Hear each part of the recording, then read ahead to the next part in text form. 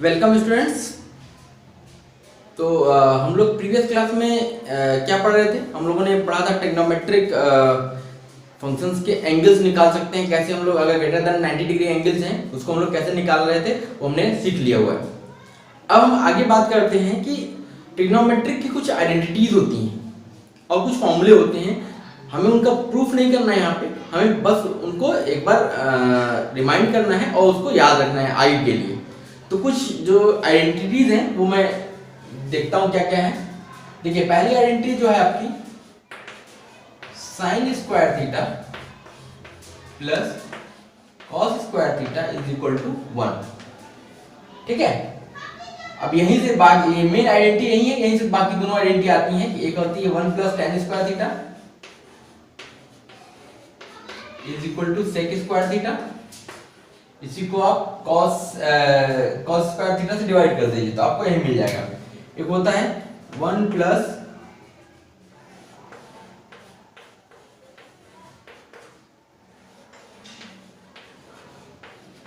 cosec square theta. ठीक है, तो ये आइडेंटिटीज हैं, इनको हमें रिमाइंड करना है और इनका यूज हम लोग को अपने फिजिक्स की जो आगे चैप्टर्स हम पढ़ेंगे उसमें इसकी बहुत ज्यादा यूज होंगी, इसलिए इसको हमें याद रखना है। 10th क्लास में अपने पढ़ा भी है। अब कुछ ट्रिग्नोमेट्री के फॉर्मूले भी होते हैं, उनको भी हमें रिमाइंड दिमाग में रखना है। जैसे sine 2 theta 2 sine theta cos theta ये होता है। अब इसको अगर हम tan में भी रिप्रेजेंट करना चाहें, tan में भी रिप्रेजेंट कर सकते हैं 2 tan theta 1 plus tan square theta. ठीक है, sin 2 थीटा का sin cos में कन्वर्ट कर दिया और tan में भी कन्वर्ट करना हमें पता है। ऐसे ही अगर cos 2 थीटा है तो cos square theta minus sin square theta. इसके और फॉर्मूले होते हैं 1 माइनस 2 sin स्क्वायर थीटा। इसका एक फॉर्मूला होता है 2 cos स्क्वायर थीटा माइनस 1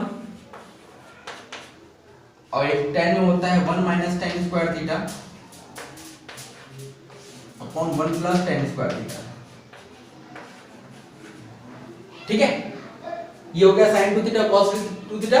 इस तरह आपका tan 2 थीटा का फॉर्मूला है।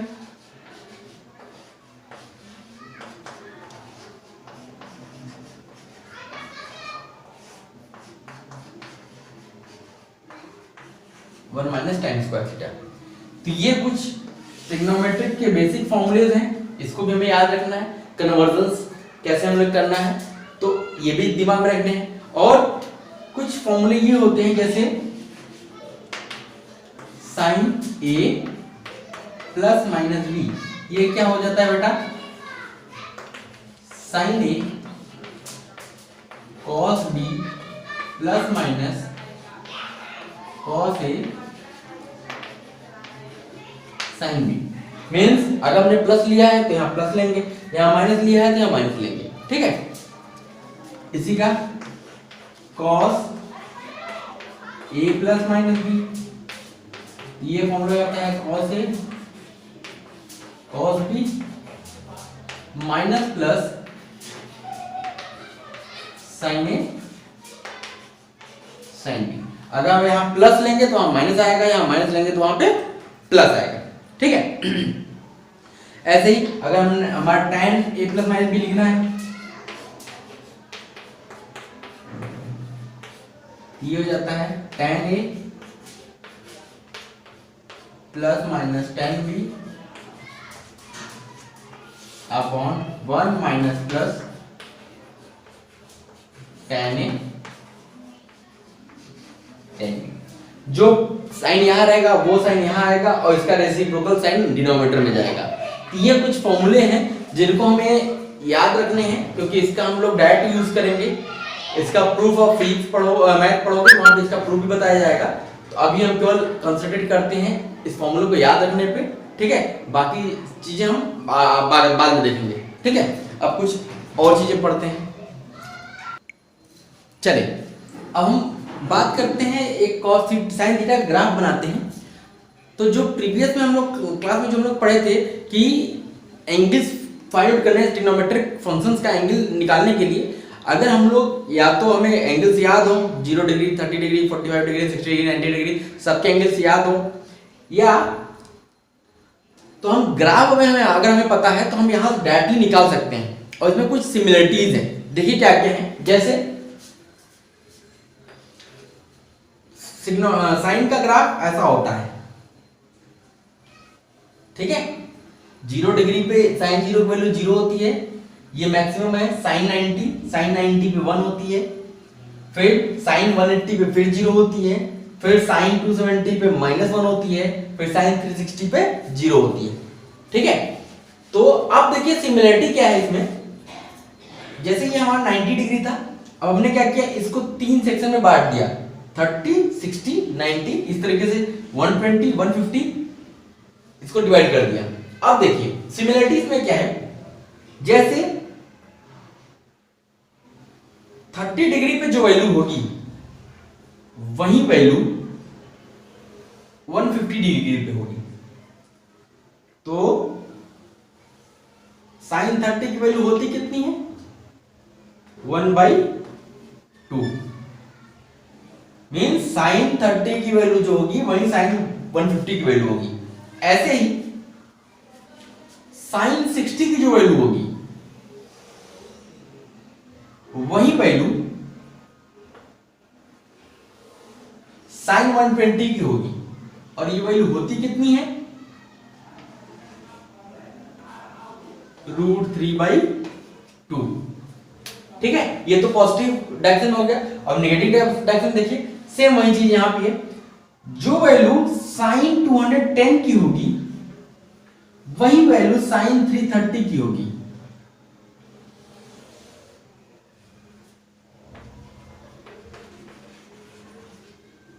और ये वैल्यू होगी कितनी, -1/2। फिर ऐसे ही जो वैल्यू साइन 300 की होगी वही वैल्यू साइन 240 की होगी। और ये वैल्यू होगी कितनी, -√3/2। इसका मतलब अब हमें एक याद रखना है, ऑटोमेटिकली अगला याद हो जाएगा। जो वैल्यू 30 की वही वैल्यू 150 की। जो वैल्यू अब इसमें 30 पे जो वैल्यू आएगी उसी का निगेटिव आएगा 210 पे। ग्राफ हमें साइकिल पता है तो हम इजीली बता सकते हैं। अब जैसे अगर आप कहोगे साइन 45 पे तो इसमें है ही नहीं, तो साइन 45 कहां आएगा, इसके बीच में आएगा, यहां पे 45 आएगा, यहां पे 135 आएगा, इसके बीच में आएगा 235 और इसमें इसके बीच में आएगा 315। आप देखिए जो वैल्यू 45 की वैल्यू होगी वही वैल्यू 135 की वैल्यू होगी। कितनी होती है, 1/√2, ठीक है। अब जो वैल्यू यहां 1/√2 आई थी यही वैल्यू यहां पे भी आएगी, लेकिन बस निगेटिव में आएगी। ये देखिए -1/√2। तो ये हमारा देखिए पूरा ग्राफ है। अगर ग्राफ आपको पता है तो आपको वैल्यूज निकालना एकदम आसान काम है। आप कैसे भी वैल्यूज निकाल सकते हो। समझ में आ गया। अब साइन का ग्राफ हो गया। अब इस तरीके से हम लोग कॉस का ग्राफ बनाते हैं, कोसाइन का। चलिए ये हमारा कॉस का ग्राफ है, कोसाइन का ग्राफ है। तो कॉस 0 पे वैल्यू क्या होती है, +1 होती है। इस तरीके से कॉस 180 पे वैल्यू -1 होती है। कॉस 360 पे वैल्यू फिर आपकी 1 हो जाती है, ठीक है। तो अब इसमें क्या होता है, जैसे ये ग्राफ मेरा बन गया, ठीक है। तो ये 90 पे 0 है, 180 पे -1 है, 270 पे 0 है, 360 पे 1 है, ठीक है। अब हमने क्या किया, फिर से इसको 3 सेक्शन में डिवाइड कर दिया। फिर से हम क्या करते हैं, इसको 3 सेक्शन में डिवाइड करते हैं। देखिए ये मेरा 30 हो गया, ये 60 हो गया, ये 90 है ही है, फिर ये है 2 पार्ट में डिवाइड किया, ये हो जाएगा 120, ये हो जाएगा 150, फिर इसको डिवाइड किया तो ये हो जाएगा 210, ये हो जाएगा 240, फिर ये डिवाइड हो जाएगा 300, 330। ठीक है, चलिए अब क्या करते हैं, अब हमें पता है कि जो वैल्यू 30 पे आएगी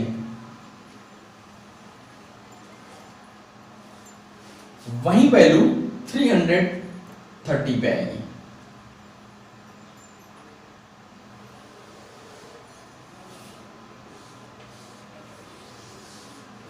और ये वैल्यू होगी कितनी, cos 30 की वैल्यू क्या होती है, √3/2। ठीक है, ऐसे ही जो वैल्यू 60 पे आएगी वही वैल्यू 300 पे आएगी।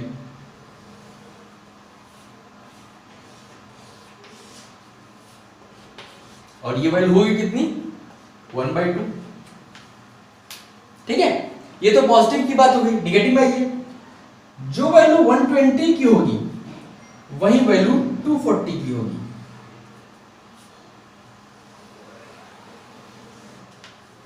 ठीक है, ये क्या होगी, -1/2। फिर जो वैल्यू 150 की होगी वही वैल्यू 210 की होगी। ये क्या होगी, -√3/2। ठीक, फिर ऐसे ही अगर मान लिया 45 की वैल्यू निकालनी है, यहां 45 आएगा, यहां 135 आएगा, यहां 215 आएगा, 200, ठीक है 225। अब देखिए 45 पे जो वैल्यू आएगी वही वैल्यू आपकी 315 पे आएगी। और ये वैल्यू होगी कितनी, 1/√2। ठीक है, ऐसे ही जो वैल्यू आपकी 135 पे आएगी वही वैल्यू 225 पे आएगी। और ये वैल्यू होगी कितनी, -1/√2।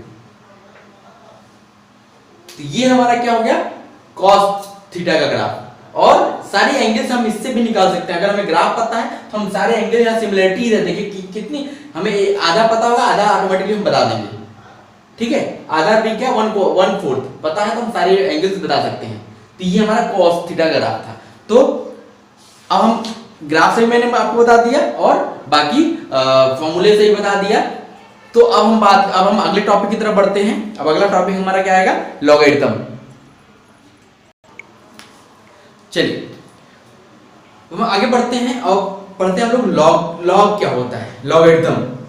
देखिए अभी आप 10th क्लास से पहले बस लॉग जानते थे, इसकी प्रॉपर डेफिनेशन नहीं पता थी क्या होता है, बस log 10 log 5 ये हमें पता है इसकी वैल्यू क्या होती है, लेकिन इसके बारे में हम लोगों ने नहीं पढ़ा। लेकिन अब हम 11th क्लास में जब भी पढ़ेंगे मैथमेटिक्स में, हम लॉग पूरा एक चैप्टर पढ़ेंगे और यहाँ भी लॉग की हम कुछ प्रॉपर्टीज आपको डिस्कस कर दे रहे हैं ताकि आप फिजिक्स के जो भी क्वेश्चन लगाएं उसमें आपको दिक्कत ना आने पाए। और लॉग क्या होता है, बेसिकली हम इसको डिफाइन करते हैं। देखिए लॉग क्या होता है, ऐसे लिखा जाता है, लॉग कुछ यहाँ लिखी जाती है, कुछ नीचे लिखी जाती है। इसको पढ़ते कैसे हैं, इसको पढ़ा जाता है log x to the base a। पढ़ने का तरीका क्या है, log of x to the base a। कुछ भी लिखा है तो आप पढ़ेंगे इसके log of this to the base this। ठीक है, पढ़ने का तरीका मिल गया। अब ये अगर लिखा हुआ है तो इसका मतलब क्या है, क्या मतलब है log x to the base a लिखने का मतलब क्या है?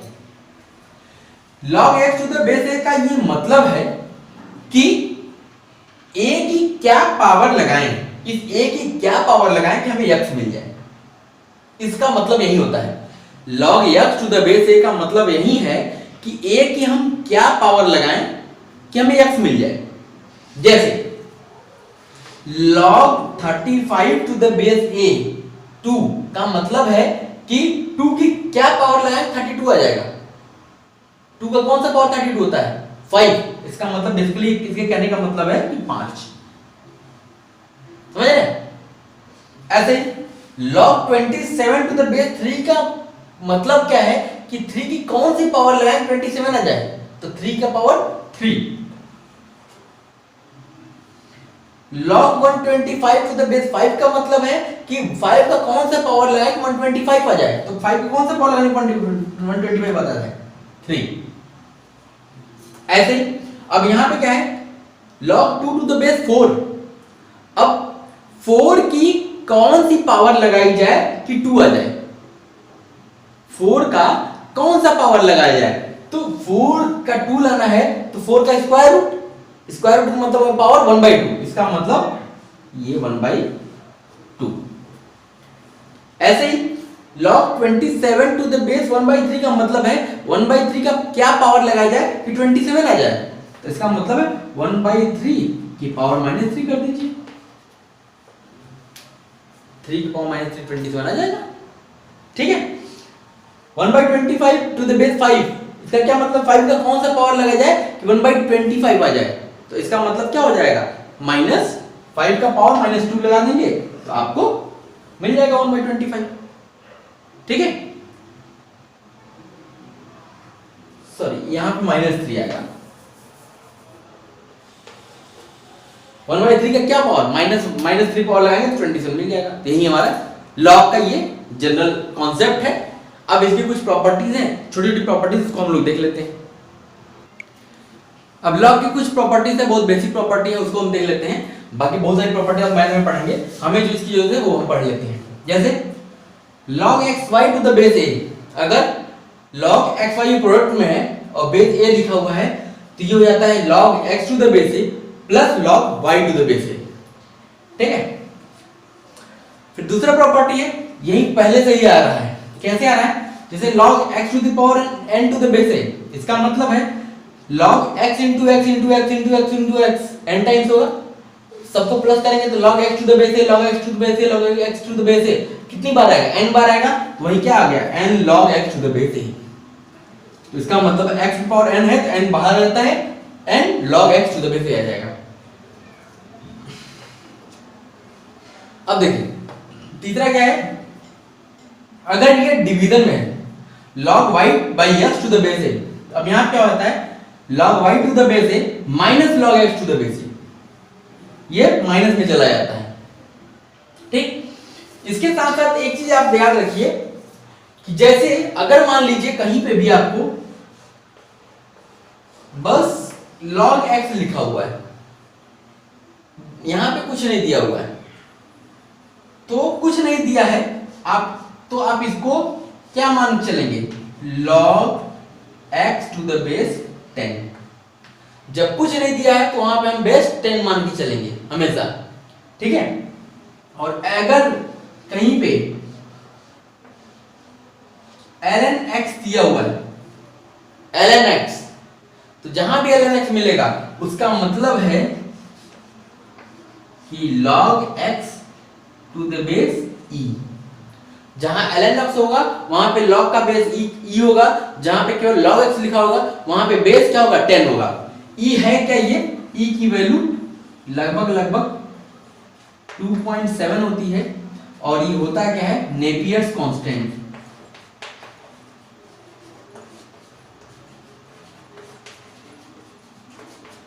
ये क्या है नेपियर्स कांस्टेंट होती है। ठीक है, तो ये हमारा लॉग हो गया। अब हम कुछ दूसरी चीजें पढ़ते। अब देखिए कुछ कॉन्सेप्ट मैं दे रहा हूं, जैसे आपको किसी स्ट्रेट लाइन का ग्राफ खींचना है तो हम लोग कैसे खींचते थे, पहले आपका मेथड मैं बताता हूं। पहले हम लोग क्या करते थे, जैसे इसका ग्राफ खींचना है, हम लोग 10th क्लास में लीनियर इक्वेशन में पढ़े भी हैं। अब हम इसका ग्राफ खींचना चाहते तो हम लोग क्या करते थे, हम लोग एक टेबल बनाते हैं,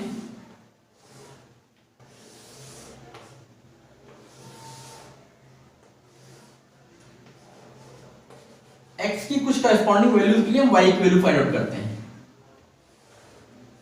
ठीक है, तो क्या क्या लेते हैं, जैसे हम x की कुछ वैल्यू नेगेटिव लेते हैं, जैसे -2 ले लिया तो -2 -4 -7, x की वैल्यू -1 लिया तो -5, 0 लिया तो -3, 1 लिया तो -1, 2 लिया तो 1। ठीक है, ये पॉइंट निकाल लिया। अब हम लोग क्या करते हैं, एक्सिस बनाते हैं। ये एक्स एक्सिस, ये वाई एक्सिस। एक्स पे कहां तक पॉइंट लेना है, -2 से 2 तक। जैसे ये हमने मान लिया -1 है, ये -2 है, ये 0 है, ये 1 है, ये 2 है। वाई एक्सिस पे कहां तक जाना है, ये जैसे मान लिया हमने 1 है, ये हमारा -1, -2, -3, -4, -5, -6, -7। ठीक है, हमने एक्सिस बना ली, पॉइंट्स प्लॉट कर दिए। अब हम पॉइंट्स प्लॉट करते हैं कि x इक्वल टू -2 पे y equal to -7, x equal to -2 पे y equal to -7, x equal to -1 पे y equal to -5, x equal to -3 पे 0, x इक्वल टू 0 पे -3, सॉरी, x इक्वल टू 1 पे y equal to -1, x equal to 2 पे y equal to 1। ये points मिल जाता है, हम इसको क्या करते हैं, ड्रॉ कर देते हैं।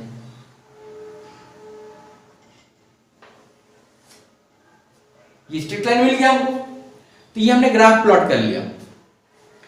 अब लेकिन क्या है यहां पे, अब हमें इतना काम तो करना पड़ेगा, हर बार पॉइंट्स निकालना पड़ेगा, फिर ग्राफ प्लॉट करना पड़ेगा, हमें इतनी सारी चीजें नहीं करनी है। अब देखिए हम लोग ग्राफ कैसे प्लॉट करते हैं। मेनली क्या है, जो भी हमें इस लाइन के इक्वेशन दिया होगा, सबसे पहले इसको हम y is equal to something लिखेंगे, इधर y होना चाहिए और पॉजिटिव होना चाहिए। ठीक है, ये लिख लिया। अब इसको कंपैरिजन करेंगे, y is equal to mx plus c, इससे हम लोग इसको कंपेयर करेंगे। तो अब यहां पे देखिए दो चीज है, एक तो c है और एक m है। c क्या है, ये होता है आपका y इंटरसेप्ट,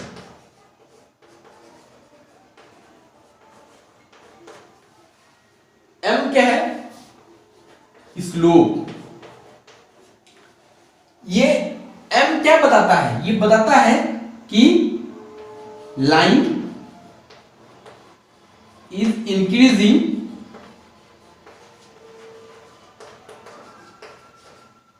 और डिक्रीजिंग।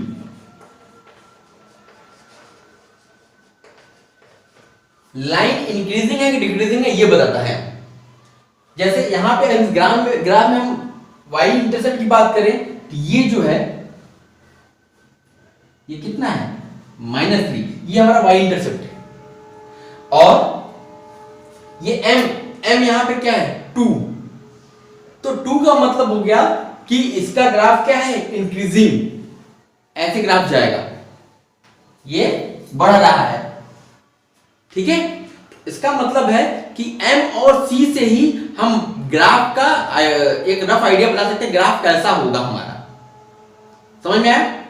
अब जैसे एक चीज हम बनाते हैं, देखिएगा इसमें कैसे हम लोग बताते हैं कि m और c से कैसे हम लोग ग्राफ डिसाइड करेंगे। देखिए,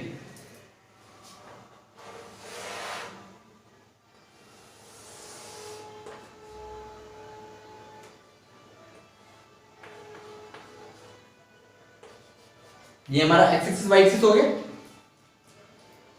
ठीक है,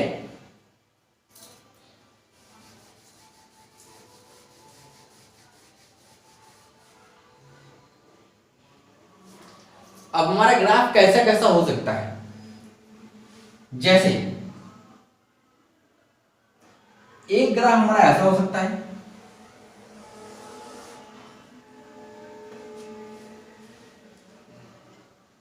अब इस ग्राफ का हम क्या देख रहे हैं, इस ग्राफ का हम देख रहे हैं कि m ग्रेटर देन 0 है, मतलब इंक्रीजिंग है, और इसका c क्या है, लेस देन 0 है। ये देखिए y एक्सिस नीचे नीचे है ना, ओरिजिन के नीचे है, c निगेटिव है। एक ग्राफ इस टाइप का हो सकता है। ठीक है, एक दूसरा ग्राफ हमारा हो सकता है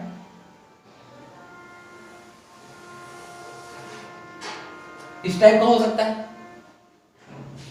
अब ये क्या है, इसका m डिक्रीजिंग है तो लेस देन 0 होगा ना, और c, अब देखिए y इंटरसेप्ट क्या है, पॉजिटिव है, c ग्रेटर देन 0 होगा।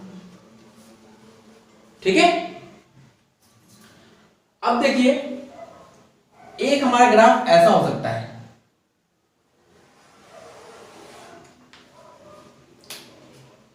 ये ग्राफ क्या है, इसमें m की वैल्यू क्या है,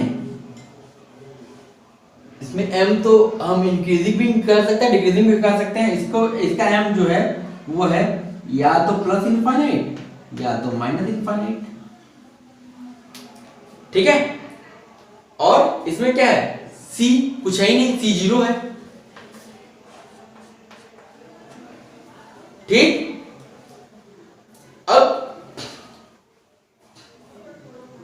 एक ग्राफ हमारा ऐसा हो सकता है, ये क्या है, अब इसका देखिए m पॉजिटिव है, m इंक्रीजिंग है, m पॉजिटिव हो गया, और c भी क्या हो गया, पॉजिटिव हो गया। ठीक। एक ग्राफ हमारा ये भी हो सकता है, ये क्या है, m निगेटिव, c भी निगेटिव। ठीक। एक ग्राफ हमारा ये हो सकता है, ये क्या हो जाएगा, ये क्या है, कांस्टेंट है, इसका m 0 हो गया और c क्या हो गया, पॉजिटिव हो गया। एक ग्राफ हमारा ये बन सकता है लाइन, ये क्या हो जाएगा, m 0 c लेस देन 0। ठीक है। तो ये इस टाइप से हम लोग ग्राफ डिसाइड कर सकते हैं, m और c को देख के बता सकते हैं उसका ग्राफ कैसा होगा। समझ में आ रहा है। अब कुछ एक दो छोटे छोटे क्वेश्चंस करते हैं तो आपको समझ आ जाएगा ग्राफ कैसे हम लोग पता करते हैं। ठीक है।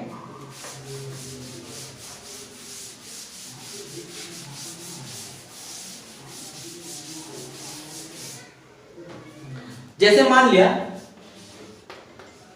y is equal to x minus 4,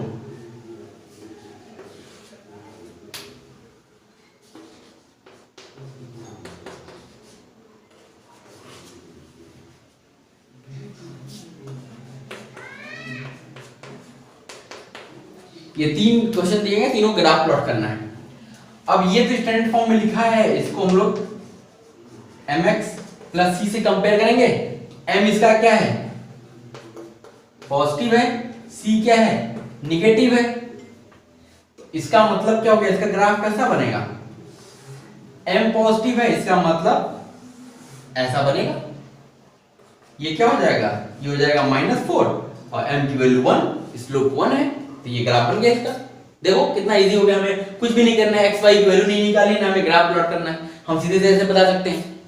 अब जैसे यहाँ पे क्वेश्चन दिया हुआ तो इसको स्टैंडर्ड फॉर्म में लिख लीजिए, तो y is equal to -x plus 4, यहाँ पे m क्या हो गया, निगेटिव हो गया, और c क्या हो गया, पॉजिटिव हो गया। अब इसका ग्राफ कैसे प्लॉट होगा, m negative y c positive, ये इसका ग्राफ हो गया।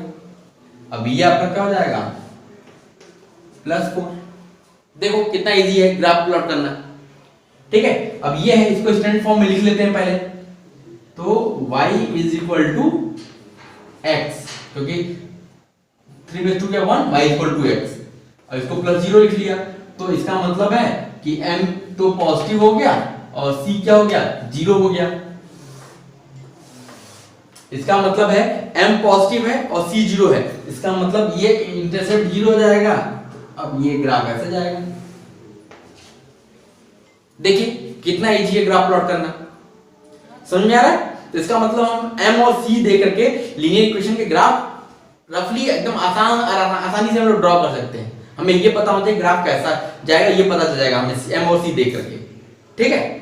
चलिए अब हम आगे कुछ और टॉपिक पढ़ते हैं। अब देखिए, अब हम लोग डिफरेंशिएशन के बारे में पढ़ते हैं। डिफरेंशिएशन होता है क्या बेसिकली, उसके पहले क्या होता है, चेंज क्या होता है। चेंज क्या होता है, चेंज का मतलब हो गया कि कुछ कुछ चीज रही होगी, उसमें कुछ घटी या बढ़ी, कुछ बदलाव हुआ तो कुछ नई चीज बनी। तो इसका मतलब जो नई चीज बनी माइनस जो पुरानी चीज थी, यही चेंज है। तो इसका मतलब है चेंज क्या होता है, फाइनल माइनस इनिशियल। जो फाइनल हुआ उसमें से इनिशियल माइनस करते हैं तो हमें चेंज मिल जाएगा। ठीक, अब अगर चेंज इन यक्स, हम वेरिएबल की बात करते हैं कि चेंज हम किसी चीज में नहीं, हम बात करते हैं कि एक वेरिएबल है उसमें चेंज क्या है। तो चेंज इन यक्स को रिप्रेजेंट करते हैं डेल्टा एक्स से, ये डेल्टा है। ठीक है, तो चेंज इन एक्स को डेल्टा एक्स से रिप्रेजेंट करते हैं। ये होता क्या है, x final minus x initial. मतलब एक्स की जो फाइनल वैल्यू है माइनस इनिशियल वैल्यू माइनस कर देंगे तो हमें क्या मिल जाएगा, हमको चेंज इन एक्स मिल जाएगा, डेल्टा एक्स मिलेगा।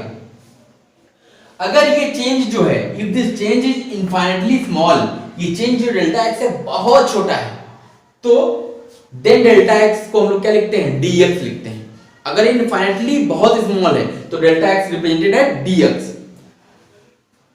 तो ऐसे ही क्या होता है, गेन और इंक्रीज। गेन कब होगा, जब फाइनल ज्यादा होगा इनिशियल कम होगा, इसका मतलब फाइनल माइनस इनिशियल।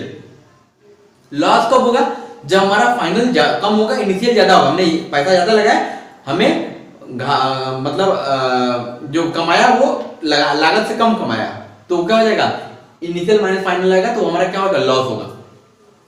अब ये चेंज जो होता है ये आपका पॉजिटिव भी हो सकता है, नेगेटिव भी हो सकता है और जीरो भी हो सकता है।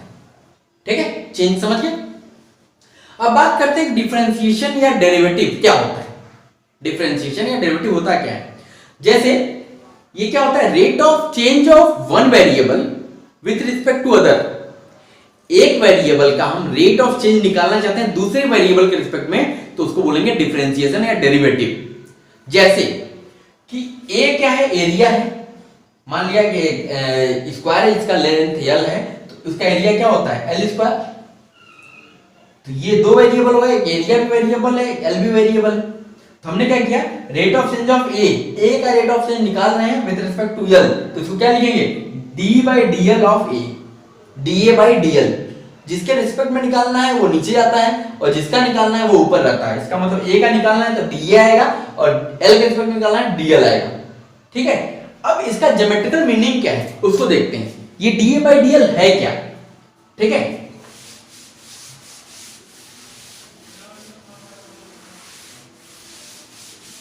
अब इसका ज्योमेट्रिकल मीनिंग देखते हैं। जैसे क्या है,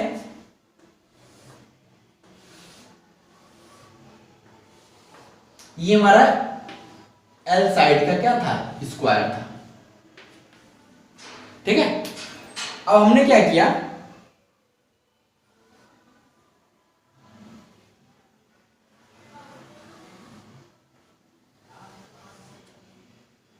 ये डेल्टा L से इसको बढ़ा दिया।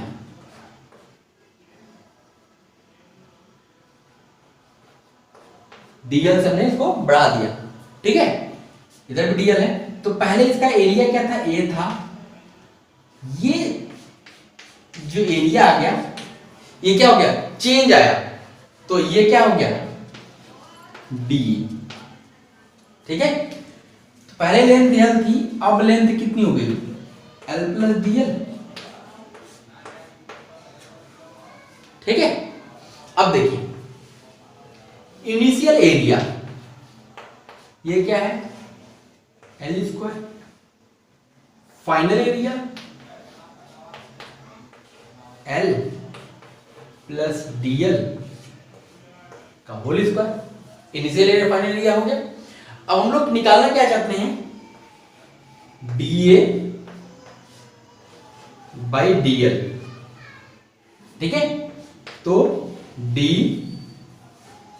अब यहां पे क्या आएगा, a final minus a initial upon d, l final minus l initial. ठीक है, अब वैल्यूज हम लोग रखते हैं, सॉरी ये d a जो होगा, dA मतलब छोटा सा change, dAf minus ai, lf minus li। ठीक है, अब ये वैल्यूज रख देते हैं, af क्या है हमारा, l प्लस dl का होल स्क्वायर माइनस ai क्या है, l square upon L F क्या है, L plus D L minus L. ठीक, अब इसको सिंप्लीफाई कर लेते हैं, ये हो गया L square plus D L square plus 2l D L minus L square upon D L. ठीक है, इसमें से ये एल स्क्वायर कैंसिल हो गया, अब ये क्या बचा, अब उसमें से आप डीएल निकाल लो कॉमन, ये हो गया DL plus 2l upon DL, DL DL cancel, अब ये क्या हो गया डीएल प्लस 2l। अब देखो हमने क्या बोला था कि L जो है बहुत बड़ा है, L is greater than DL, L DL से बहुत बड़ा है, इसका मतलब है L बड़ा है तो 2L तो और बड़ा हो गया, तो उसमें अगर DL जोड़ेंगे भी तो बहुत माइनर चेंज आएगा, तो इसका मतलब है कि 2L प्लस DL जो होगा ये लगभग क्या हो जाएगा 2L, तो यहां से क्या आ गया DA by DL।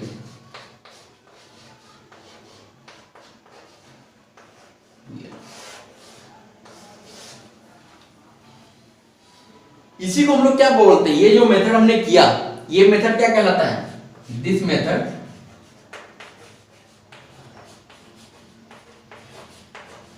Is known as first principal.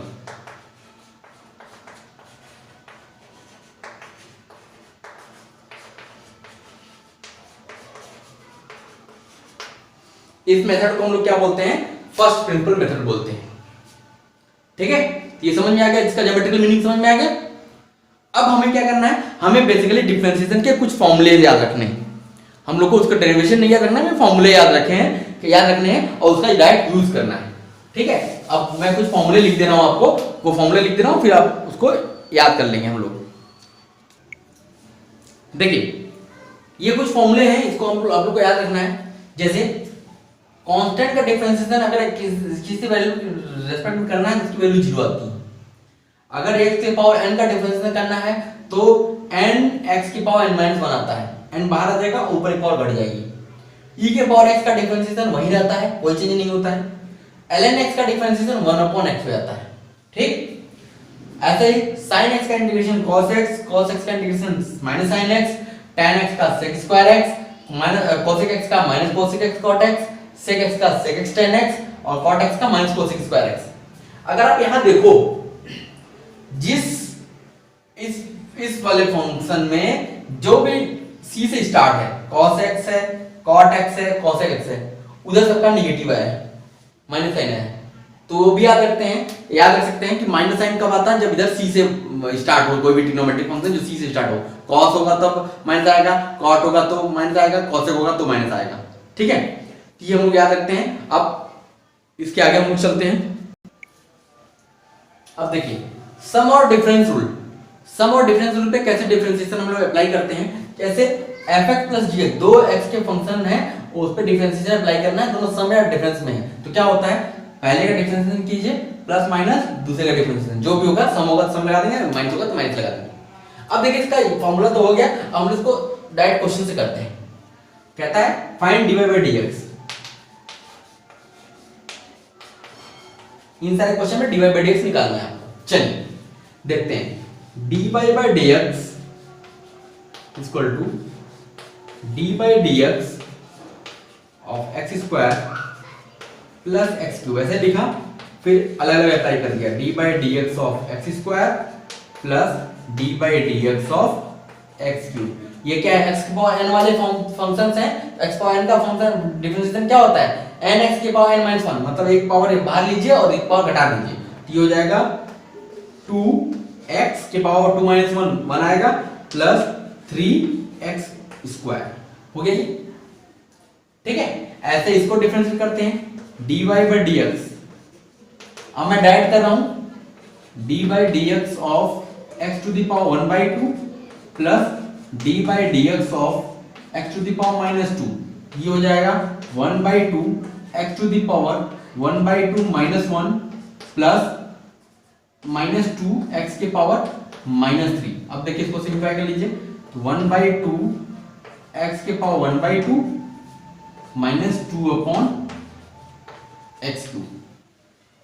ठीक है, नेक्स्ट चलते हैं dy बाई डी एक्स, इसको ये तो लिख लिया d by d x of x to the power 1/2 plus d by d x of, इसको ऊपर ले जाएंगे तो एक्स टू द पावर -1/2।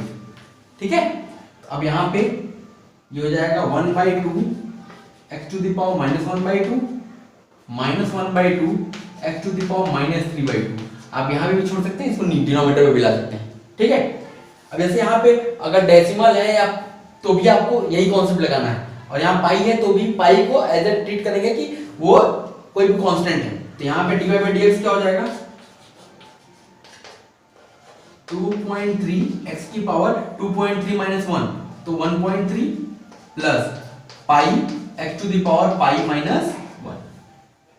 ठीक है, यहां भी ऐसे कर लीजिए dy by dx is equal to √2 बाहर लिया x to the power √2 -1 plus ये x की पावर -1 हो जाएगा, तो -1 x टू द पावर -2, ये डिफरेंशिएशन हो गया। ठीक है, ऐसे इसको डिफरेंशिएट करना है तो dy by dx e to the power x का differentiation e to the power x, और यहां पे e को कांस्टेंट ले लिए तो e x to the power e -1। तो ये जाहिर है आपको समझ में आ गया होगा इसका कैसे यूज करना है, डिफरेंशिएशन कैसे करते हैं। ये कुछ क्वेश्चंस थे, हम आगे और कुछ क्वेश्चन देखते हैं। ये 4 क्वेश्चन मैं आपको सेल्फ प्रैक्टिस के लिए दे रहा हूं, इसको आपको खुद से सिंपलीफाई करना है, क्योंकि मैंने आपको फॉर्मूले लिखा दिए, वो फॉर्मूले यूज करना है और ये आपको dy बाई dx निकालना है। ठीक है, ये क्वेश्चन कर लीजिएगा, फिर मैं आगे चलता हूं।